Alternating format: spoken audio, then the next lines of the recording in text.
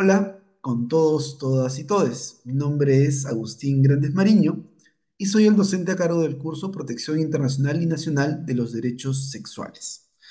En la sesión de hoy veremos orientación sexual, identidad de género y expresión de género como categorías protegidas.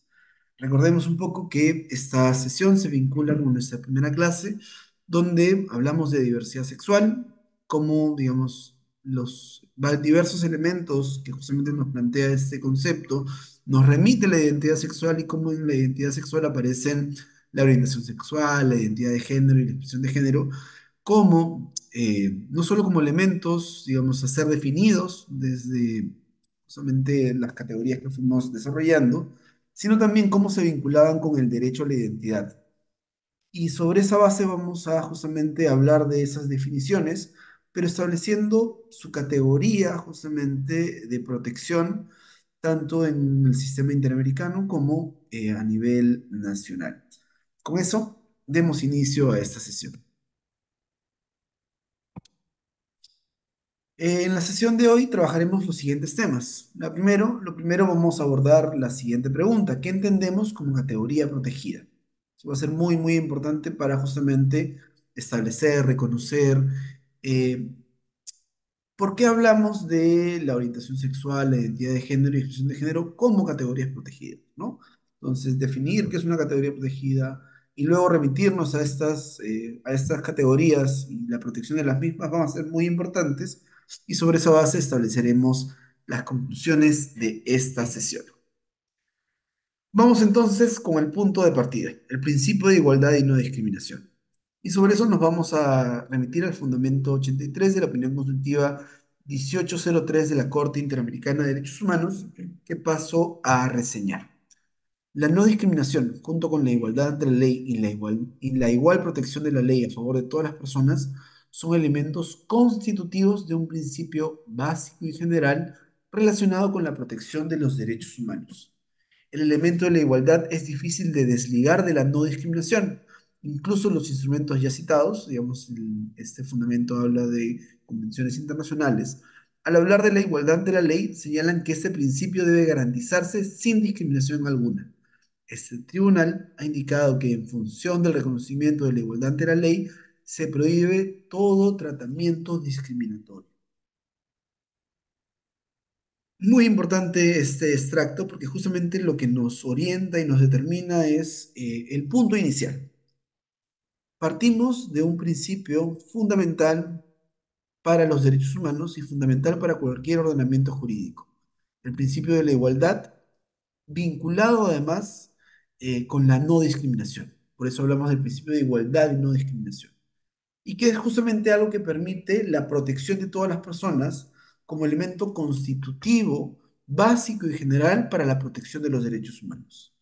Si no partimos del principio de igualdad y no discriminación, estaremos construyendo sociedades excluyentes, discriminatorias, y eso justamente es lo que ese principio aborda, la construcción como principio básico y general de la protección de los derechos de todas las personas, independientemente de su sexo, género, orientación sexual, nacionalidad, entre otras categorías que vamos a ir reseñando en la sesión de hoy. Y justamente son principios que van de la mano, ¿no? Igualdad y no discriminación. La igualdad, para que sea una igualdad real y concreta, tal y como establece la Corte Interamericana de Derechos Humanos, tiene que ir de la mano de la no discriminación. Si partimos de una igualdad formal, digamos, por ejemplo, una consideración de todos son iguales ante la ley, pero tenemos una sociedad de prácticas discriminatorias, no estaremos cumpliendo este principio básico y fundamental. Y es por eso que el tribunal, la Corte Interamericana, concluye que en función del reconocimiento de la igualdad ante la ley se prohíbe todo tratamiento discriminatorio, es decir, esta ligazón permanente. El reconocer la igualdad ante la ley de todas las personas, independientemente de su condición, sus características, sus credos, eh, va de la mano con la prohibición de cualquier trato discriminatorio en función de esas condiciones. Y ojo, que cuando hablamos de trato discriminatorio no estamos hablando de lo que se conoce en derechos humanos como un trato diferenciado, conocido como discriminación positiva, sino una discriminación excluyente una discriminación que restringe e impide el acceso a derechos fundamentales. Partiendo de esta base, continuemos con otra, digamos, cuestión importante, ¿no? Es muy, muy importante, es muy, muy importante, como mencionaba, partir justamente de la igualdad y no discriminación como categoría protegida, eh, porque eso nos remite justamente al sentido de hablar de categorías protegidas, ¿no? La igualdad y discriminación como principio base, como principio fundamental, nos remite a esa idea de hablar de categorías protegidas, ¿no? Y que justamente cuando hablamos de categorías protegidas, estamos hablando de aquellos criterios de clasificación, muy, muy importante esta cuestión, retomando justamente el sentido de una categoría protegida, nos remite a aquellos criterios de clasificación que aluden a determinados grupos sociales que han sido históricamente discriminados y que por ende merecen recibir una tutela especial o diferenciada de parte del ordenamiento jurídico, ¿no? En este caso, dicha protección calificada consiste en establecer que toda distinción que se funde en alguno de estos criterios expresamente vedados estará afecta a una presunción de inconstitucionalidad, la cual solo podrá ser desvirtuada a través de una justificación estricta, objetiva y razonable, ¿no? Muy interesante lo que nos menciona este fundamento 32 del expediente 2317-2010 del Tribunal Constitucional, ¿no? Porque nos remite esta idea de la categoría protegida. Cuando hablamos de una categoría protegida, estamos remitiéndonos a una identificación previa, es decir, la existencia de determinados grupos sociales que han sido históricamente discriminados. Pensemos en un ejemplo tal vez muy, muy sencillo, ¿no? El apartheid en Sudáfrica. El apartheid en Sudáfrica fue establecida a partir, digamos, de normas jurídicas establecidas por un Estado, pero que en base al principio de igualdad y no discriminación, no podían, digamos, ser válidas, digamos, dentro de la protección de derechos humanos porque suponía un trato discriminatorio, un trato desigual, basado en categorías raciales, y basado en categorías raciales de determinado grupo social, de personas, digamos, con características afrodescendientes, que justamente determinaban una distinción, una exclusión histórica, una discriminación histórica, ¿no? Entonces la categoría racial se convierte en un, digamos, en una categoría protegida cuando se reconocen a determinados grupos sociales históricamente discriminados, que merecen una tutela especial diferenciada para eliminar esa discriminación. Hemos planteado el ejemplo de la raza, pero pensemos la cotidianidad, por ejemplo, de una persona transgénero en nuestro país. En primer lugar, tenemos una situación en la cual lo más probable es que el documento de identidad no refleje su identidad de género. Nuevamente importante recordar nuestras definiciones. Tengamos un DNI que a partir del sexo registral no reconoce ya la identidad de género, ¿no? Primera discriminación. Tenemos también a un grupo humano como las personas trans que tienen una dificultad para acceder a puestos formales de trabajo.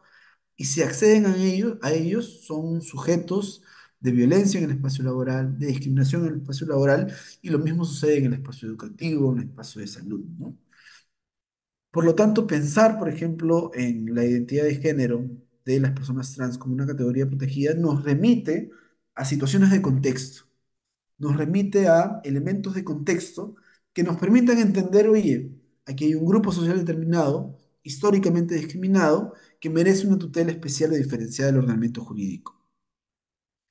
Y esta, digamos, protección especial, hablar, por ejemplo, de la orientación sexual, de la identidad de género, como categorías protegidas, nos remite justamente a que cualquier distinción que se funde en la orientación sexual o en la identidad de género está expresamente vedada y apunta a una presunción de inconstitucionalidad que solo puede ser desvirtuada a través de una justificación estricta, objetiva y razonable, ¿no? Pensar entonces en la orientación sexual, en la identidad de género como categorías protegidas, nos debe remitir no solo a una cuestión, digamos, formalista, sino una cuestión donde pensemos en el contexto, pensemos en la sociedad en la que vivimos. Pensemos en las situaciones de violencia que se dan en el espacio público a personas por ser una persona trans o una persona por su orientación sexual. Pensemos en los derechos restringidos, ¿no? Pensemos, por ejemplo, en una familia homoparental, papá, papá, mamá, mamá, que no están en la posibilidad de brindarle los dos apellidos a sus hijos, porque la legislación establece un trato donde solo es posible brindar los apellidos a una familia compuesta por padre y madre. Papá, papá, mamá, mamá, no existen para el ordenamiento jurídico y sobre todo para el establecimiento de relaciones paterno-filiales. ¿Y esto a qué se debe? ¿Simplemente a que está en la ley? ¿O se debe, digamos, a prejuicios históricos? ¿Se debe a situaciones de discriminación históricas donde se invisibilizan y no se reconocen a las familias homoparentales, ¿no? Es por eso justamente que es valioso reconocer la idea de una categoría protegida desarrollada por el Tribunal Constitucional, porque justamente nos permite pensar en la idea de una categoría protegida no solo desde una lista taxativa, ¿no? Como por ejemplo puede aparecer, digamos, en la Constitución, ¿no? Que nos habla de sexo, nacionalidad, raza, ¿no? Pero pensar también desde otras categorías que no están taxativamente establecidas, como, digamos, justamente dentro de esa presunción digamos, de protección especial a partir de discriminaciones históricas, pero que sí existen y que son reconocidas también por el sistema interamericano, por la Convención de Ley Internacional y también por nuestro propio ordenamiento, ¿no? Entonces, justamente cuando pensemos en las categorías protegidas, pensémoslas desde el contexto y desde las realidades en las que viven las personas trans y las personas LGTBIQ+ en nuestro país, ¿no? ¿Qué situaciones se dan, ¿no? ¿Por qué es importante pensar en una tutela especial, diferenciada, de parte del ordenamiento jurídico, ¿no? Porque es importante, y es algo que veremos también más adelante, pensar en una ley de identidad de género. Porque es importante pensar en el matrimonio igualitario, ¿no? Solamente tutelas especiales o diferenciadas de parte del ordenamiento jurídico que brinden una protección a grupos sociales que han sido históricamente discriminados, ¿no? Creo que la idea de categoría protegida y cómo la vamos a enlazar con las definiciones que hemos dado en nuestra primera clase van a ser muy, muy importantes, ¿no? Digamos, pensando desde la realidad, pero también pensando desde cómo esto ha sido desarrollado en el sistema interamericano, tenemos el caso Atala Rif, ¿no? Que en su fundamento 91 señala lo siguiente. La Corte Interamericana deja establecido que la orientación sexual y la identidad de género de las personas son categorías protegidas por la Convención. Recordemos, una pequeña pausa previamente, lo que hemos visto en la diapositiva anterior, ¿no? La categoría protegida se piensa desde realidades de histórica exclusión, histórica discriminación de determinados grupos, ¿no? Y lo que la Corte dice en el caso de Tala Rifo y Niñas versus Chile es, esta Corte deja establecido, deja marcado con absoluta claridad que la orientación sexual, es decir, a quién están dirigidos los afectos, cuando sobre todo es una orientación sexual que sale, digamos, de esa visión de lo heterosexual como la norma, lo heterosexual como lo normal, y la identidad de género de personas trans, es decir, no personas cisgénero, son categorías protegidas por la Convención Americana de Derechos Humanos. Porque la Corte con mucha, digamos, claridad y muy, muy, digamos, muy basada en los contextos de discusión, reconoce que las personas por su orientación sexual y identidad de género sufren discriminaciones históricas, ¿no? Y es por eso que señala y reafirma, digamos, estas dos categorías, orientación sexual y identidad de género, como categorías protegidas por la Convención Americana. La Convención Americana en ningún momento señala la orientación sexual y la identidad de género, digamos, dentro de la Convención, pero lo que dice la Corte, oye, estas son categorías protegidas justamente por la Convención, por lo cual está proscrita por la Convención Americana de Derechos Humanos cualquier norma, acto o práctica discriminatoria basada en la orientación sexual de la persona. El caso Talarrifo era muy, muy interesante porque justamente planteaba la situación de una discriminación basada en orientación sexual porque Atala Rifo era una mujer lesbiana que había decidido iniciar una vida de pareja, digamos, con otra mujer.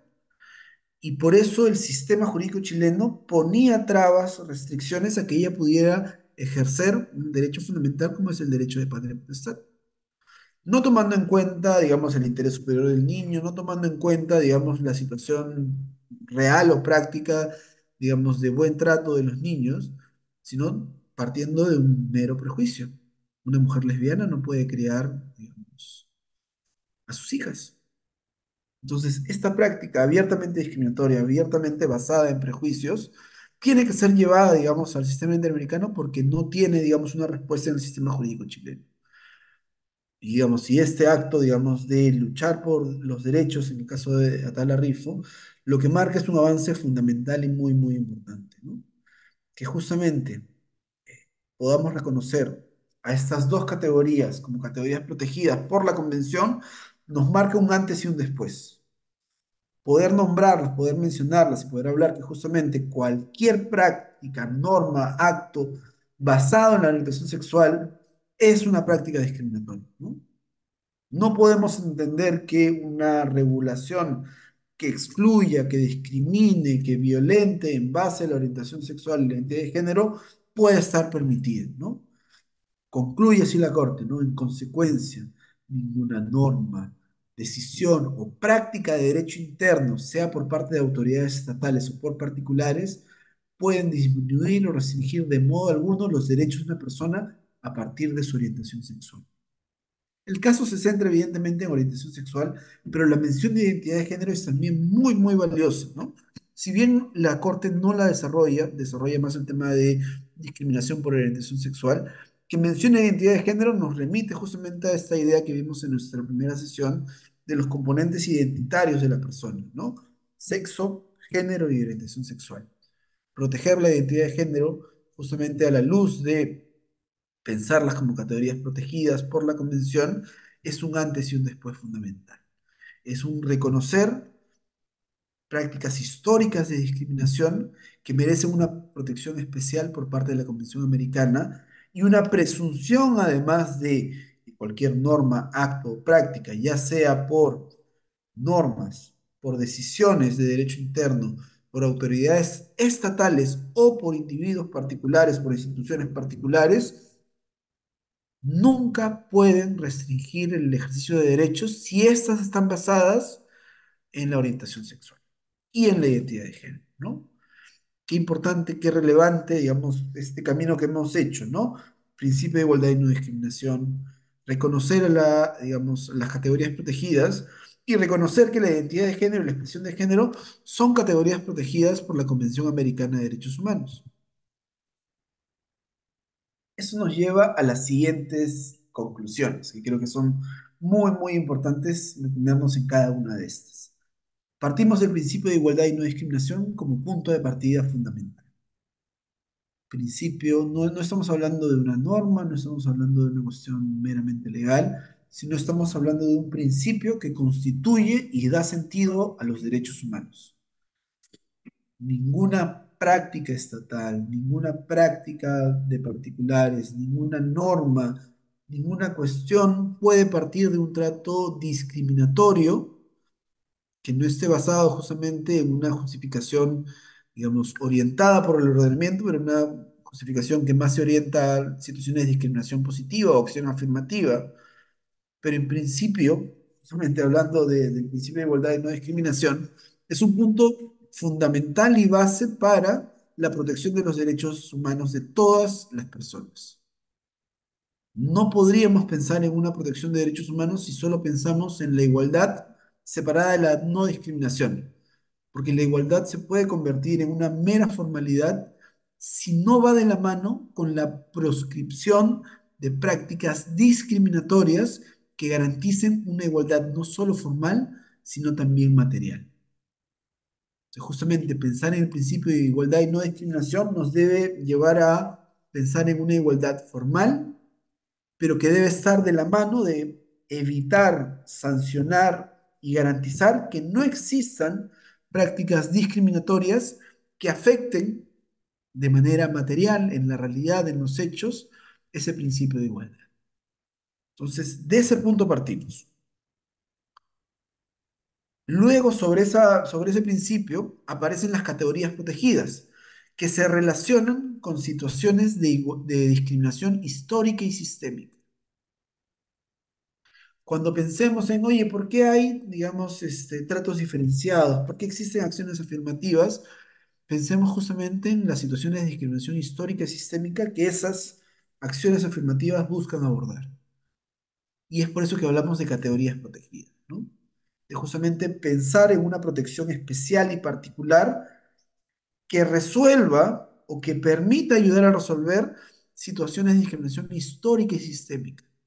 No es una discriminación puntual, específica, digamos, al azar, o que aparece, digamos, de manera muy extraña, sino estamos hablando de prácticas históricas y sistémicas que discriminan a determinados grupos humanos en función de su nacionalidad, de su raza, de su credo, pero también en función de su orientación sexual, su identidad y expresión de género. No solo porque la Corte Interamericana lo dijo así en el caso Talarif, sino porque nuevamente pensemos en los contextos de violencia, exclusión y discriminación que viven las personas por su orientación sexual y su identidad y expresión de género, ¿no? Algunos podremos decir, oye, todos somos iguales ante la ley, todos tienen el mismo trato, pero ¿realmente tenemos el mismo trato? ¿Una persona transgénero puede acceder a un puesto laboral en igualdad de condiciones? Y si accede a él, no, digamos, está protegida o está protegida en ese espacio laboral de violencia, discriminación o exclusión. Una familia homoparental, digamos, una pareja homosexual que decide hacer familia, ¿tiene o no una protección jurídica como la tienen las parejas heterosexuales? Pensemos en las situaciones cotidianas, ya sea familiares, amicales o del entorno que hemos vivido, donde existen situaciones de discriminación histórica y sistémica. Reconocer eso, digamos, justamente dentro de un grupo de personas como son las personas LGTBIQ+, nos permite, digamos, reconocer que la orientación sexual, la identidad de género y la expresión de género son categorías protegidas y eso además lo desarrolla felizmente la Corte Interamericana de Derechos Humanos en su jurisprudencia, ¿no? Donde ha reconocido de manera expresa que son categorías protegidas no solo una protección, así digamos, para el caso puntual, sino categorías protegidas por la Convención Americana de Derechos Humanos. Y eso tiene un correlato muy, muy importante y fundamental con nuestro ordenamiento jurídico, que veremos en la siguiente sesión. En el caso, y esa es la última conclusión que quería compartir con ustedes, en el caso de la orientación sexual, la identidad de género y la expresión de género, es posible identificar esta situación de discriminación estructural e histórica, ¿no? Nuevamente, pensemos en cuántos países, en nuestro propio, las relaciones homosexuales estaban proscritas a partir del Código Penal. Pensemos nuevamente cómo tenemos un ordenamiento, digamos, a diferencia de todos los demás países, donde las identidades trans no son reconocidas, en el espacio administrativo, sobre todo. Pensemos también los derechos, digamos, a vida en pareja, que se ven limitados también en las parejas homosexuales. El acceso a pensión, el acceso a seguros de salud, el acceso a seguro de vida, porque nuestra sociedad está pensada desde la mirada donde lo heterosexual es el estándar, digamos, único, ¿no? Es el estándar de normalidad. Todo lo demás no tiene una regulación, no tiene una protección. Lo que nos dice la Corte Interamericana, es que por el contrario, esas deberían ser categorías especialmente protegidas porque responden a situaciones de discriminación histórica y sistémica. Y esa discriminación histórica y sistémica nos debe llevar a pensar en aquellas decisiones, digamos, que se dan en los fueros jurisdiccionales, en fueros administrativos, en normas, digamos, específicas y en tratos discriminatorios que se pueden dar en instituciones públicas o privadas, ¿cuántas de estas responden a prejuicios, sesgos y abierta discriminación en base a orientación sexual, identidad de género y expresión de género, ¿no? Ese reconocimiento nos tiene que llevar justamente a la tarea pendiente que hay para proteger, como categoría protegida justamente a la orientación sexual, la identidad de género y expresión de género en nuestro país. No en base simplemente a una, digamos, una convicción personal, sino justamente reconociendo, como la propia Corte Interamericana de Derechos Humanos lo ha dicho, que son categorías protegidas por la Convención Americana de Derechos Humanos. Con eso paso a, digamos, a señalar algunas referencias bibliográficas que hemos presentado en la siguiente sesión, donde hemos tenido la opinión consultiva 1803 de la Corte Interamericana de Derechos Humanos, que los invito y les invito a revisar. Lo mismo con la sentencia del Tribunal Constitucional expediente 2317-2010 y al mismo tiempo el caso Tala Rifo y Niñas versus Chile de la Corte Interamericana de Derechos Humanos. Creo que estas tres fuentes que ya hemos ido mencionando también en la primera sesión, creo que van a ser muy, muy interesantes para su análisis y para profundizar los contenidos que en esta clase hemos dado. Con eso cerramos esta sesión agradeciendo la escucha y la atención de todos, todas y todes. Hasta la siguiente sesión. Adiós.